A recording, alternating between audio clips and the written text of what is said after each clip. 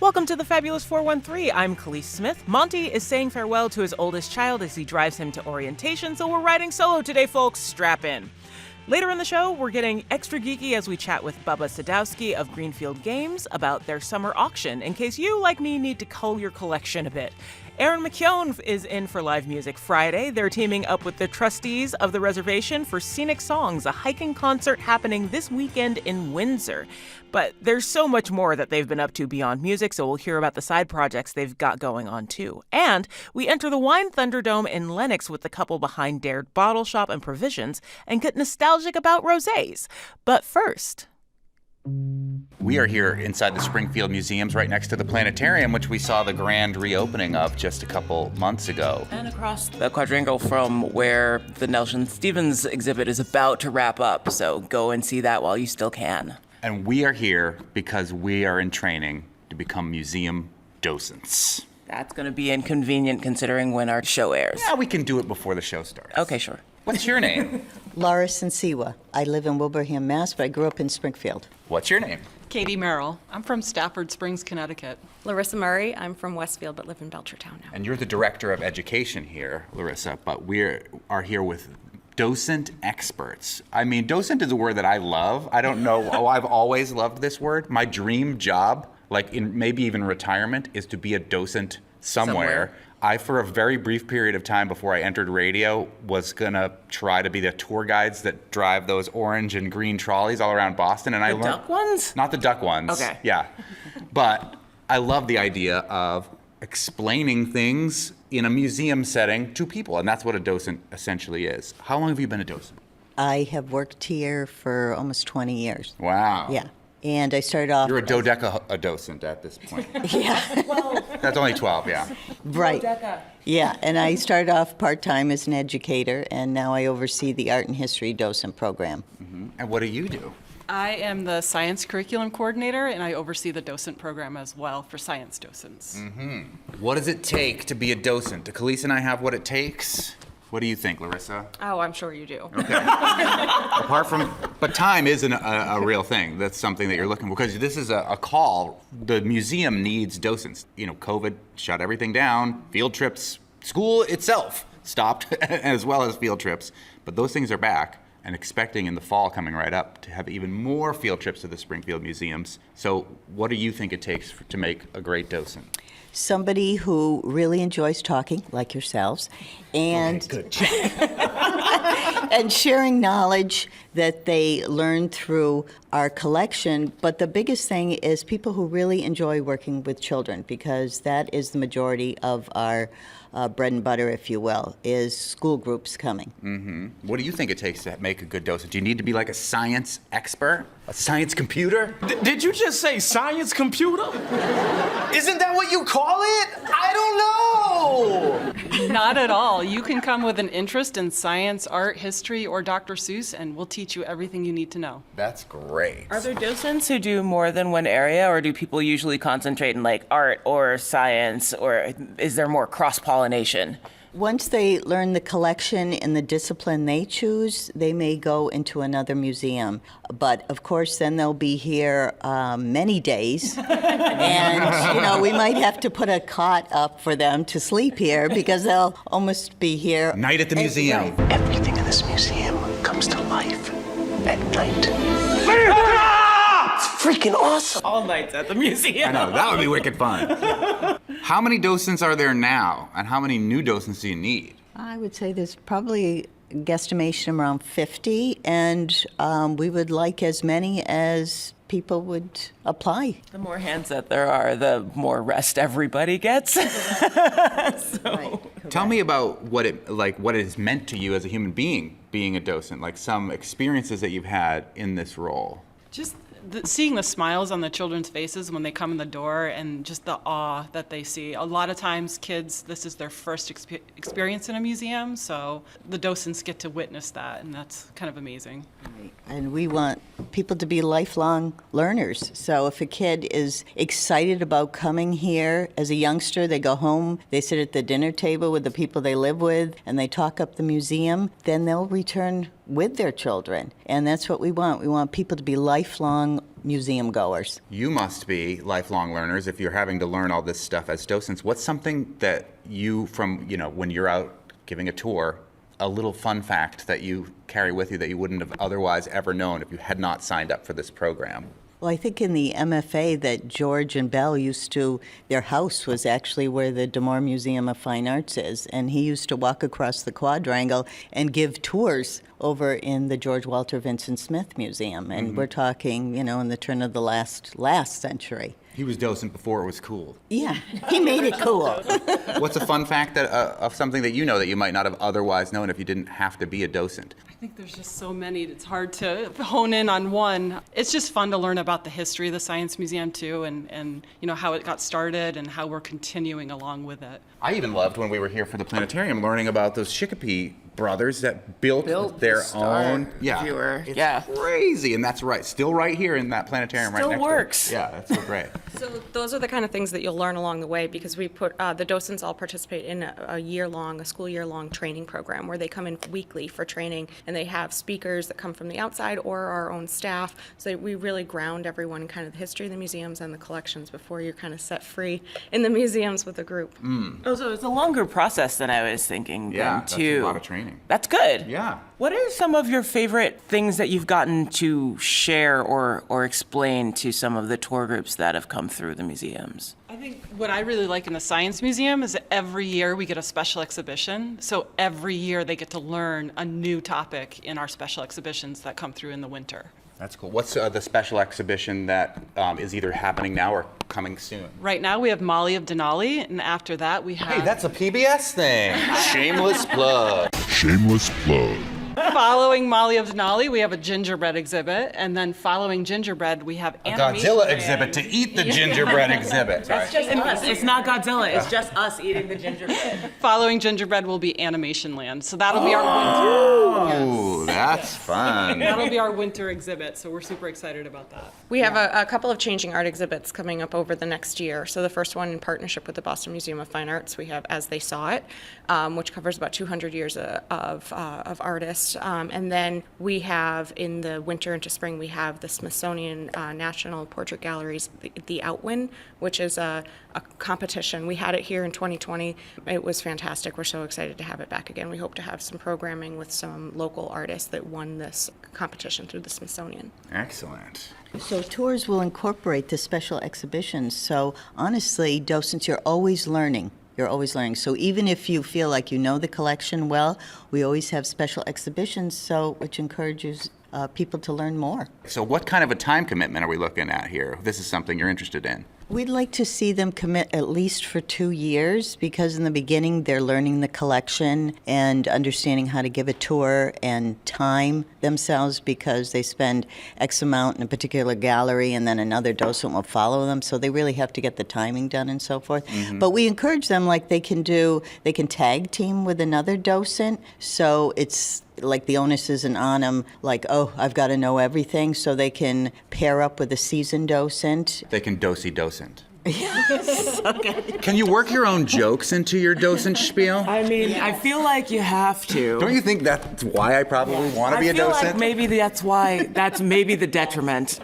Along the same lines, now I can't stop thinking about like doing docent games where like you have like relay teams and somebody trying to get someone through the museum with the most information possible, and everybody at the end gets a quiz and you see how good your job is. I think that would be great. Did. Yeah, competitive docentry. We're at the Springfield Museums, who have put out a call for more docents. There's going to be more field trips that are going to be coming here. This is such a great resource. There are so many amazing aspects to this museum, not just the science, the art museum, the ancient weaponry part of it, not to mention the Dr. Seuss parts of the museum. And again, you don't need to be an expert in any of these things. You just basically like to hang out with kids and teach. Sort of uncomfortable question, but be honest, how much of your job is just telling people not to touch things?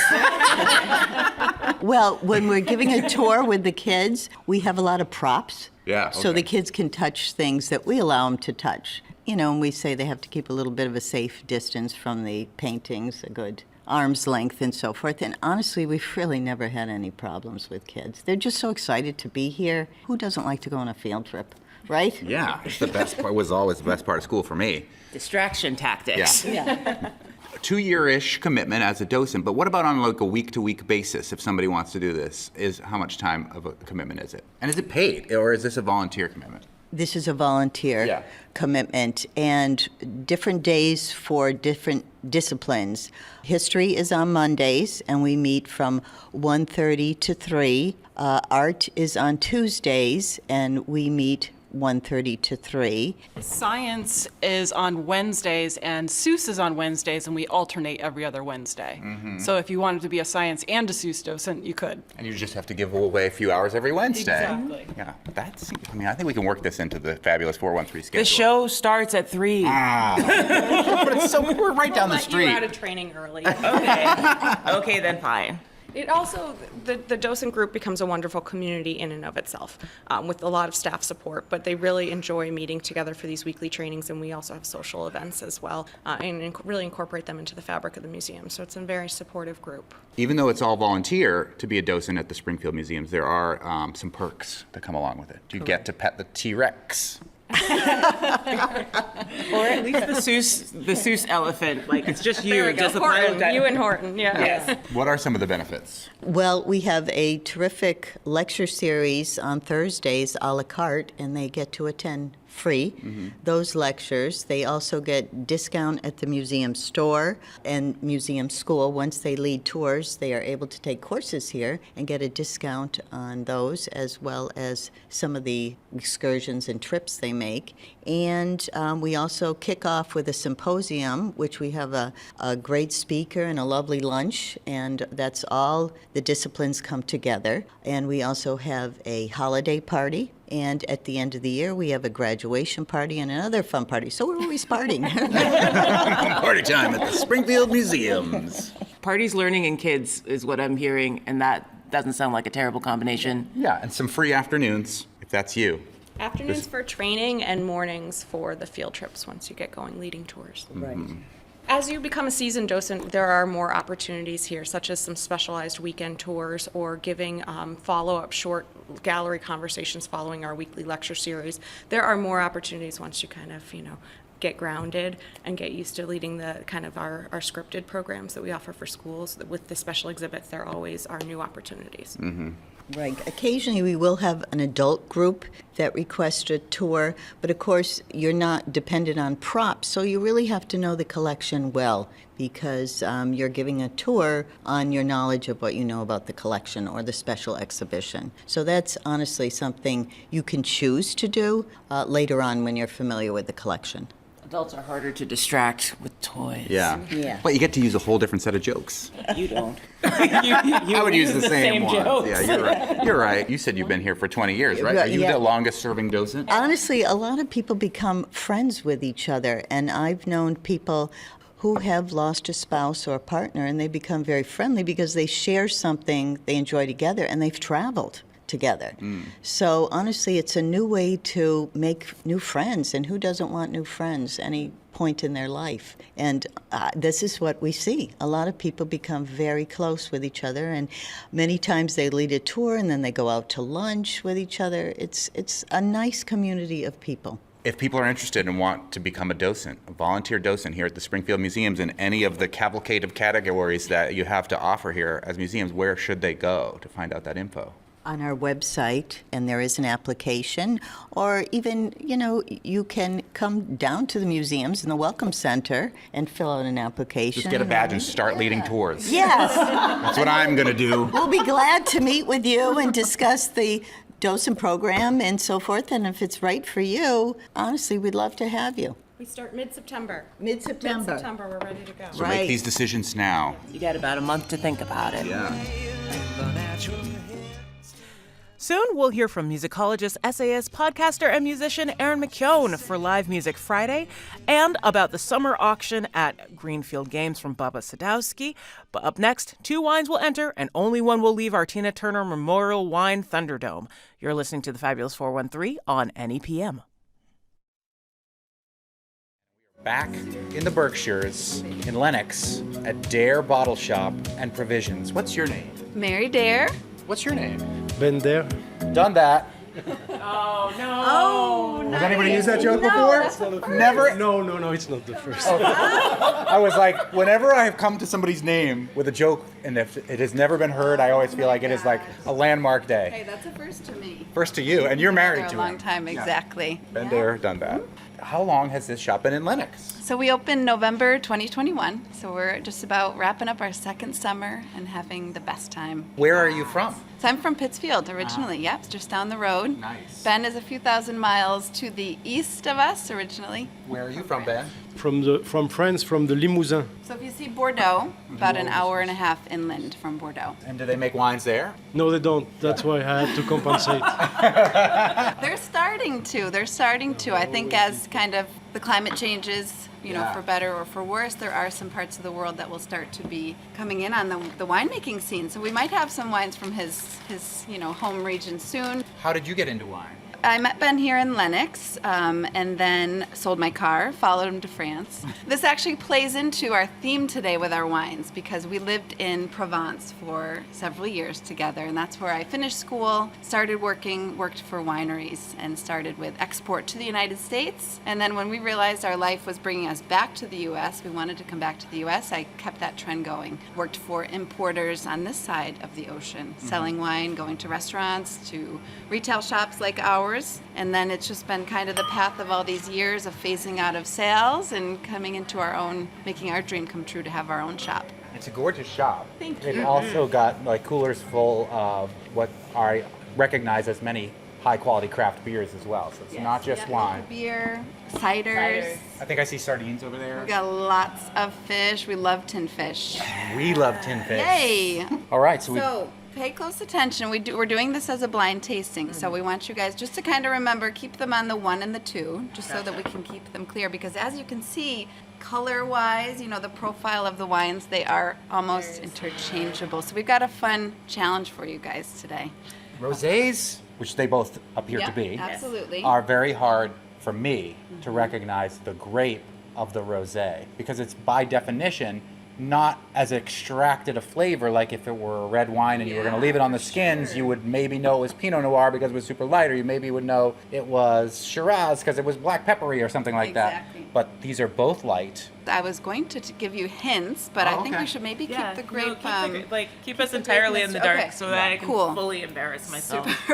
And I did put out, so we have these little tasting mats, and it's something we love to do in the shop. We'll have customers come and we do private guided tastings with folks, and we'll dive into whether it's a region or a grape or a style of wine. And we love, to encourage folks to sort of slow down. We're here, we're tasting wine, and it's that kind of that one moment where we don't have hopefully any other distractions and can kind of nerd out in terms of, what are we seeing in the glass? What are we getting for aromas, taste profile? Have it with some cheese, some salty or sweet snacks as well, and to see how that changes. So it is a little moment to sort of allow that space. I love the nose on this so much. Yay, I just want to stick my whole face in it. This wine is part of a category of wines there's an ocean of it out there. So it's hard to find those lighthouses of wines that stand above the rest, and this is one of them. So we'll talk Way about to not mix metaphors. I know, right? I'm getting So- like a grapefruit rind, Yes, absolutely. clingy peach. Yeah, peach. Not a very, very ripe peach, but like a slightly underripe peach. So like, Almost especially like flour. yeah, right around the pit of the peach. Yes. The stone fruit coming in, right? Mineral. So minerality is a word that we throw around a lot. It's really hard to even describe what it is, but it's like alluding to or evoking, what these vines are digging deep into. And that minerality is those, a lot of times ancient seabeds that have receded from some of the most notorious wine regions like Champagne or Burgundy, where it's just full of literal Cameroonian soil. Exactly. There you go. Like sea creature skeletons are still hanging out, and it, Weird shells all over Champagne because it used to be the ocean bottom. I'm getting a little bit of dead shells in here. Well, that's what minerality is. It's like Exactly. it's like when you lick rocks. Yep. Another hint that I'll give: these wines are both produced for 5,000 miles from each other, so they're very, very far in distance. But they do share a lot of similarities in terms of shared experiences. One of the winemakers lived in this part of the world for a while and really took everything he loved about that area back with him, and it's really what inspires his portfolio and his winemaking style. So I'm assuming this one's not going to be French, because who would go to like California and bring California style to France? Really? Oh, it might be being done. I wouldn't be surprised. There's some crazy stuff happening out there. Okay. It's a crazy world we live in. There is a little difference, though. Are you guys seeing a difference in the color? Mm-hmm. So that's something. Yeah, number to two keep is a in little mind, too, pinker right? rosé. Yeah, This is more like exactly. the color of, for lack of better metaphor, ballet slippers, and this is more like babyish. Yeah. I was going to say number one looks healthfully hydrated. Okay. Do people love to come in here when they're going to Tanglewood and get all the provisions they need Yeah. for the lawn? We have shed seats for tonight, but we should probably great. bring stuff and eat it on the lawn and then go to the shed, because they don't let you bring it into the shed, right? That's the way to do it. Yes. Shed seats, you're assured no matter what rain, shine, you've got a great show, but you can enjoy the picnic beforehand Yeah. on the lawn. What do you think about this, Ben Dare? You haven't been saying anything. You don't want to be part of the show? Ben Dare done that. Our inspiration for this lineup today came from a place that we, kind of was our second home for a long time, and stories that we like to tell when we're sharing bottles with friends and family and our customers in the shop. So one of those wines comes from this area that we did live in. Should I say the areas or no? What do you guys want to do? I'm going to No? go out Okay. on a limb and say it's probably Provence. Yes, If we're talking exactly. rosé. Yep, gave that one away too. Yes. So To me, Provence Right. is the number one best Exactly. rosé place in the world. exactly, it's Yeah. definitely what put pink wine, rosé wine on the map. Provence. And stole it away from being trash wine like White Zinfandel, like my Italian-American Let's people. not talk about. Yeah, ruined pink wine for generations. So when we talk about Provence rosé, all of the good that it's done for that region, it's their claim to fame, along with the blue skies and Vincent van Gogh and the Mediterranean stony beaches. But there's a lot of bad Provence wine out there, because it has become obviously what, especially the U.S. market, has been clamoring for: pink wine with Provence on the label, a very certain tone in the glass, not too pink. You do have to kind of be careful about the wines you are choosing from Provence, because there can be some that are just the equivalent of the McDonald's of the wine world. Yeah. The Northeastern cheese makes this taste creamy. Number and then- one. Yes, the number one wine. That this tastes creamy and this more buttery. Isn't that fun when that I love happens? that. Yes, that's And- what it's all about. The number one's acidic structure seems to be much more high in acid than the number two in my tasting, which feels a lot more It's another rounded interesting- fruit. Ben's nodding his head over there. But I cannot tell you. There is a little more. So let's say we can say it's a blend or no? I don't know. I think right? you guys got that. can That guess, or- just blend. Both of them are blends. Yeah, like most rosés. Yeah, most Yeah, rosés. But here you have the addition of like those differentiate grapes make the big difference. The acidity you're just finding right now, and also it's all about the vintage. Yes, the terroir will give you somehow the same wine, but the vintage prior to that was way less acidic. Right. So all of this come to consideration, I will say. Yeah, think of your vintage cucumbers in Western Mass. There you Like go. your vintage cucumbers from last year might have been small but really crispy because there was no water, and this year they're like water balloons in your mouth. One of them is from Provence and the other one is Yeah, not. okay? exactly. We're gonna do this One for- is from Provence. So we're trying you to- got that. The other is not. The winemaker was inspired by his time having lived in Provence. Okay. One of these is, I believe, probably from the U.S. Yeah. Okay. Think about us. Right? We kind of You're a microcosm of the wines we're tasting, Ben Dare and Mary Dare from Dare Provisions here in Lenox. It could be California. There is some nice California rosé that's done in this elegant style. I prefer Oregon or Washington State. I think because it's juicier and fruitier, that I'm going to guess that number two is the U.S. wine. Is that correct? Ah, yeah.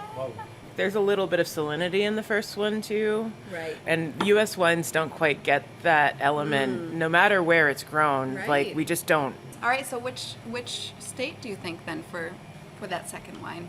It's so light in color, and it's just juicy enough that it could still be California, but I'm going to go with Oregon. Oh, all right. Interesting. Am I wrong? You're wrong. Okay. There's a part of me that wants to say Finger Lakes, and I don't know why. We love the Finger Lakes, Yeah, it's but it's not the Finger Lakes. Nope. Tell us where it's from, Ben Dare. Oh, that's California. It was California. So good. I should have gone with my gut. Where in California? Northern California. I almost said Northern Oh my California, gosh. but I didn't. So whatever. The part This- that wants to be Oregon. Exactly. Right, not quite that far north. Bierkino is the name of the winery, and that's their Vin Gris. So you can even see, they in their marketing, the whole approach to making this wine, it's founded in that inspiration of Bierkino, is how you say it? Provence. Yeah. Bierkino. Yep, some people pronounce it Bierkino. Two friends, Alex Kraus and John Locke, who started this winery in 2008 and really inspired by both of their travels. We've met Alex, so we know his story. John Locke is lost on an island We don't know somewhere. John's. I'm not a big believer in magic, but this place is different. It's special. Also a philosopher. We won't go there. Their tasting room, their winery is based in Santa Cruz, but they work with vineyards, kind of in a almost like a fan outside of Santa Cruz, They get the best fruit every year from the same people. and then made in, with obviously California roots, but really inspired by the Provençal style.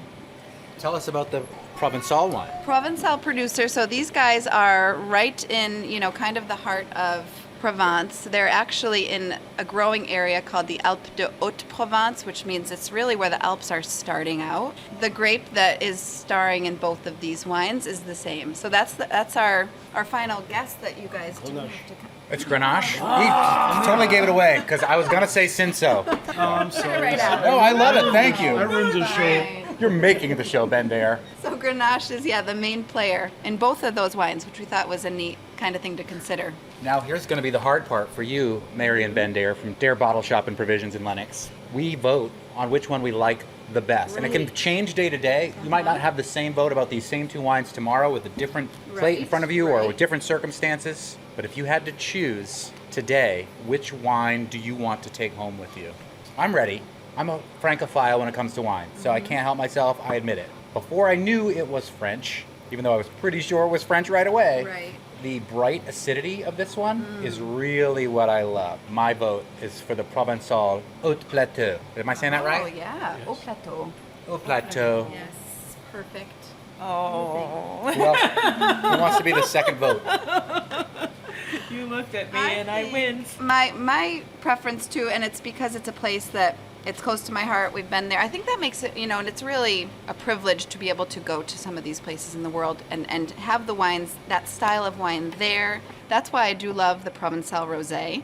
I think, my heart lies in Vote Provence. for the French one, and I vote for the American. Okay, there you go. Oh, yeah. So there we go. That's your official vote, Ben? No, for real. Because I think in this one, there is more than the Grenache. They use grapes that we've seen grown in France, and I like what they do. There is Mourvèdre, there is Vermentino, Roll.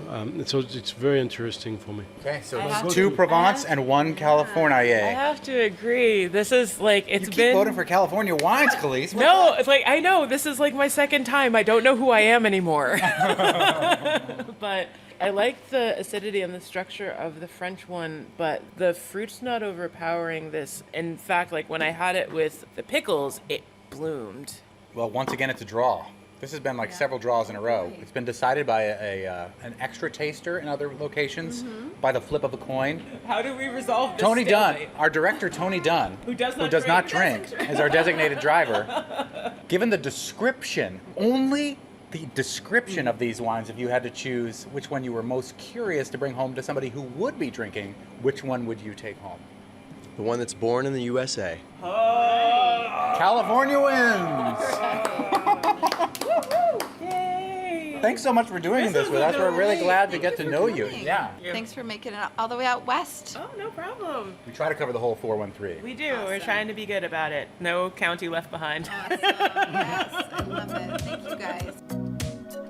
Soon, we'll help you lighten your board game load with Greenfield Games' summer auction. And up next, before they bring their songs to the woods this weekend, we'll have Live Music Friday with Erin McKeown. You're listening to the Fabulous 413 on NEPM.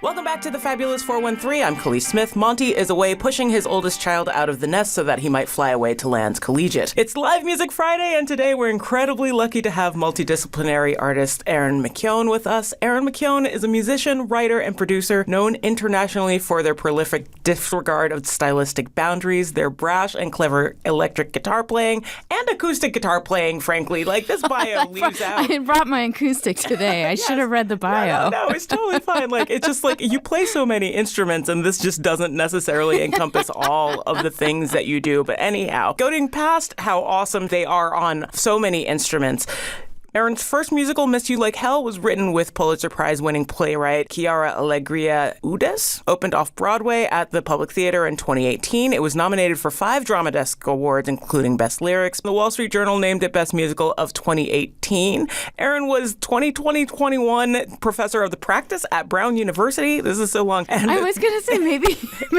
maybe everyone's like, okay, we get it. No. Take these flowers while you can. Okay, I'll take them. 2022-2023 fellow at the University of Chicago's Gray Center for the Arts and Inquiry. They'll play a collaborative show this weekend, teaming up with the trustees of the Reservation for Scenic Songs, a hiking concert happening this weekend in Windsor. Erin is about to go back on tour with the folks from the podcast Welcome to Night Vale. Thank you so much for coming on the show today. That's how we met. I know. We actually met through Welcome to Night Vale and their merchandise empire is how we met. But it's such a pleasure to see you here. Thank you. Let's start with a song. Yes. This is a song called Jokes Bombed, and I wrote it as a wedding gift for some friends last summer.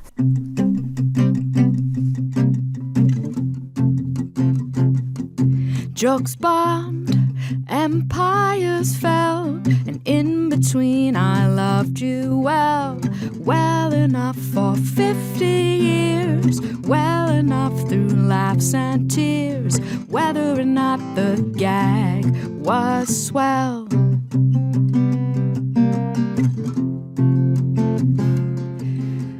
Day one, I knew it was always me and you, you enough for a million years, you enough through laughs and tears. From that day my search was through. Marry me for the wedding stuff, marry me in times good or rough, wherever you are it is enough.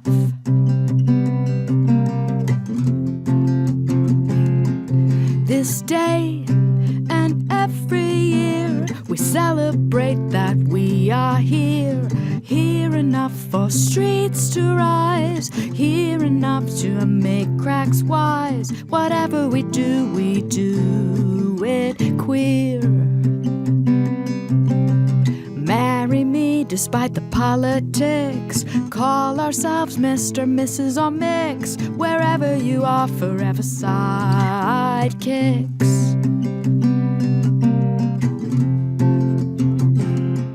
Jokes bombed, empires fell, in between I loved you well, well enough to take this chance, well enough to dance this dance, well enough for the stars above. Tonight we light them up, my love, wherever you are it is enough.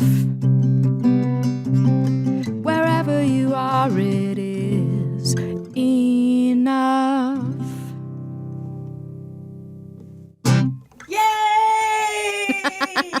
That's Erin McKeown, local multidisciplinary artist. I'm so glad that you started with that particular song because in listening to your podcast, which grew out of your newsletter, that's one of the ones that you talk about the process of writing pretty in depth. It seems like your songwriting style has changed. It's really changed, and I'm glad to hear that because everyone has a podcast now. You know, like 10 years ago, I probably should have gotten on that bandwagon, but now this is where it's happening. For 25 years, I've had a monthly newsletter for fans, and it's always been tour dates and stuff. And maybe 2 years ago, I transitioned it to essays just because I like to write. And then it just seemed natural to start reading the essay. And I thought, well, if I'm going to read the essay, I should just put a song in there. That is what I mostly do. Yeah, Facts of Life is what it's called, FAX, Facts of Life. And yeah, I try to take a song and explain it. I try to take a song and connect it to an essay. It means I have to come up with a song every 2 weeks, which is really good for me. And it means that if you like my music, you get something from me every 2 weeks instead of once every 5 years when I come to your town or make a record. And it's not always like polished stuff. There's demos. There's like pretty much never. You have a recording of you at 12 learning to play the Beatles as part of this It's too. me standing in the shower of my parents' house, like with a boombox positioned, I must say, very carefully. I did test where to put the boombox in the shower. Learning to play guitar and sing a Beatles song for my dad's birthday. It's like an outlet for that. I think a much more intimate thing to put in someone's ears. You wouldn't do that on stage, and I wouldn't do that on stage. And that's the great thing about audio. And as you so kindly put it, like, I like to do a lot of things. I like to write. I like to learn instruments. I like to write songs. I like to play sports. I like to raise my dog. So trying to find a venue for all of that, the podcast has been really great. You say that you don't like to do like things intimate like that, but I feel like your last album, Kiss Off Kiss, was incredibly intimate. Yes, that is true, actually. Was that more just breaking out of your shell, or? It was a bit of a try to return to form. So I've been doing this for a long time and always tried different things with my records, but in some ways sort of got away from what I really like most, which is like rock and roll and pop and kind of compact little song forms that really are just little like snippets of what's happening inside of me. I scratched the itch for bigger things when I wrote musicals, bigger feelings and bigger stories. I scratched the itch of like literariness with my essays. So like, where am I going to put my little love complaints?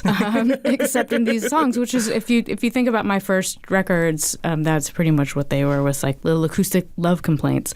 So Kiss Off Kiss was in that sense a return to form, in that sense of like, I had the true story, like had a very short intimate relationship. We went on like 4 dates, and then the pandemic happened and that relationship was over anyway for its own reasons. And I thought, how many songs can I get out of 4 dates? And the answer was 13.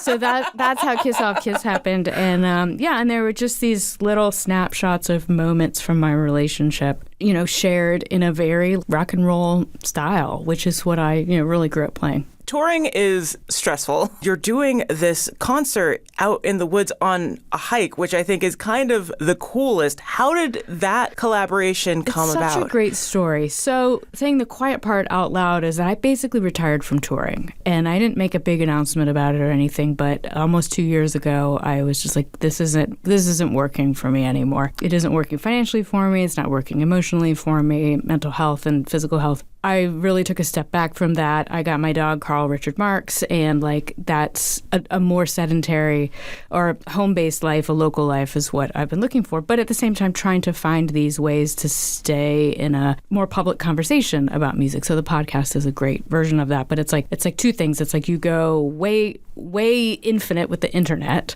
and then you go super local. And I think that's what I've been most interested in. And I did a gig for the trustees at Fruitlands, which is the awesome, weird Alcott Museum in Central Mass.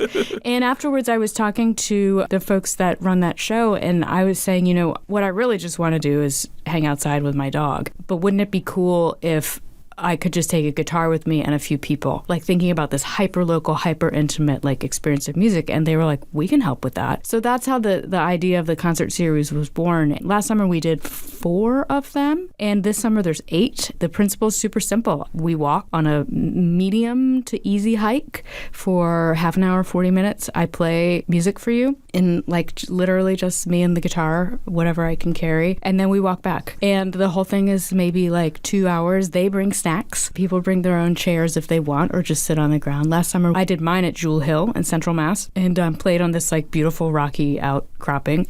And this time it's at Notchview in Dalton, and we'll take a easy hike to the first shelter and do the concert there. I have a real desire to like take people on like 45 minutes of a hard part of like the Seven Sisters or something. Like, do you know what I mean? Like, that's what I want to suffer and then play the guitar. But we also like relief. Yeah, but we also do want to make it accessible for people who maybe don't spend as much time outdoors as other people. It can be a real cool gateway. It could be someone's first hike. I mean, the trustees do such a great job of choosing the properties, and we're going to have a naturalist with us on this hike, so she's going to sort of stop and give us like nature facts. I'm really proud of the idea, and I'm really proud of how the series has grown, and it's like the peak example of why I love living here and also where I'm at in my own career.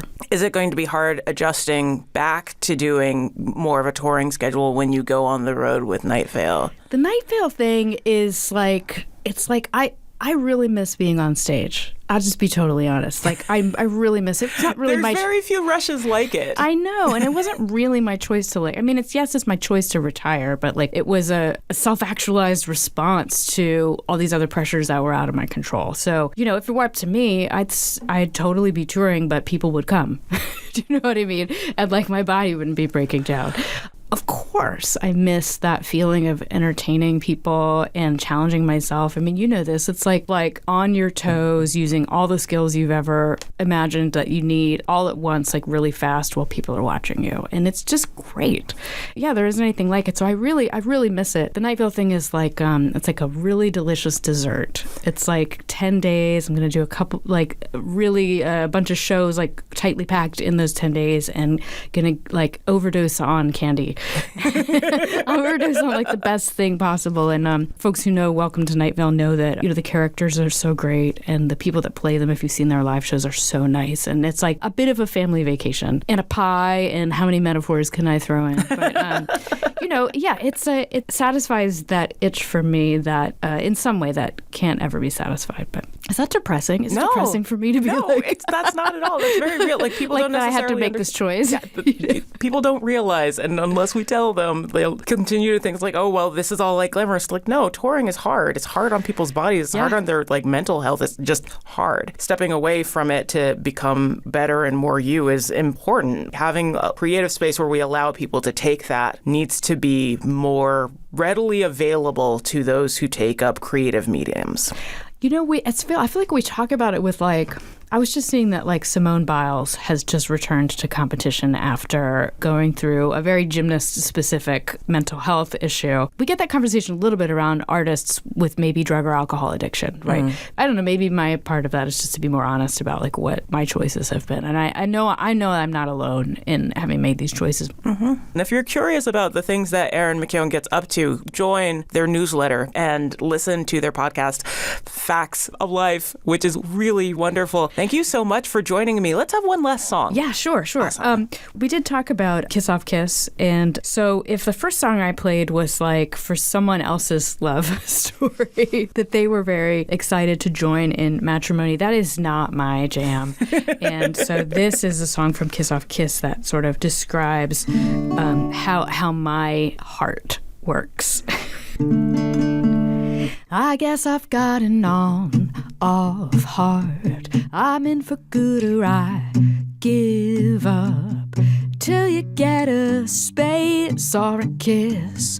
You don't know which one you're with. My heart is like a line in the sand. You're never landing on the middle of it.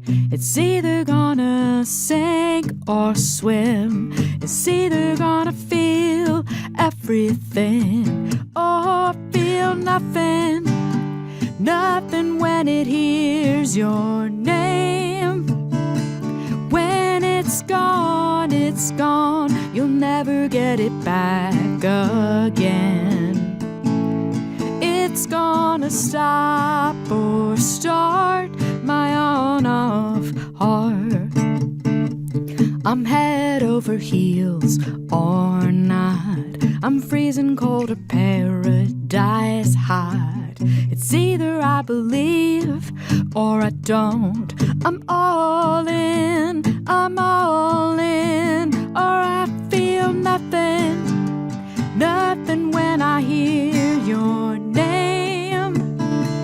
When I'm gone, you'll never get me back again. It's gonna stop or start my on-off heart. The thing about an off heart, it thinks it's so alone. Done like a small stuff, needs a lightning strike to hit it right, to make it turn back on.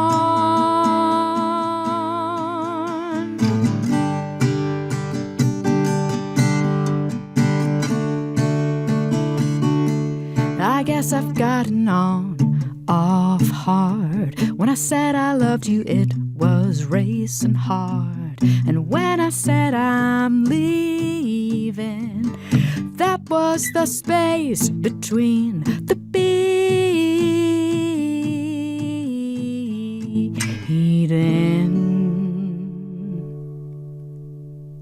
Yay! So good. Erin McKeown, thank you so much for coming Please, on the it's such a Fabulous pleasure. 413. Thank you. Thank you. Up next, a board game auction happening in Greenfield by the people and for the peoples. We'll talk with Bubba Sadowski of Greenfield Games. You're listening to the Fabulous 413 on NEPM.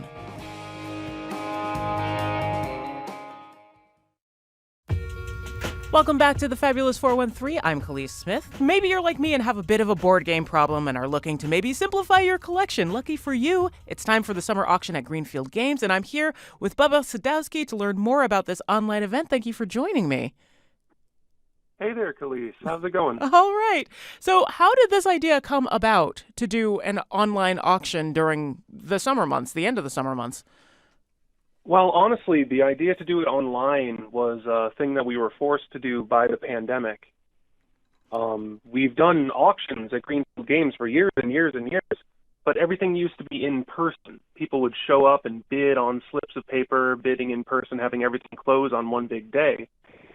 And we didn't want to lose that event. So we had to figure out a way to make it still happen when people couldn't gather. And turns out it was easier to keep it online afterwards.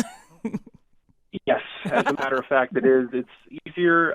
Overall, it's more accessible because a lot of our customers aren't necessarily local anymore. Mm-hmm. And this way, we've had bidders all the way down to Pennsylvania and Maryland. Oh, wow. That's really cool. So when people are submitting their games to you, how do they go about doing this?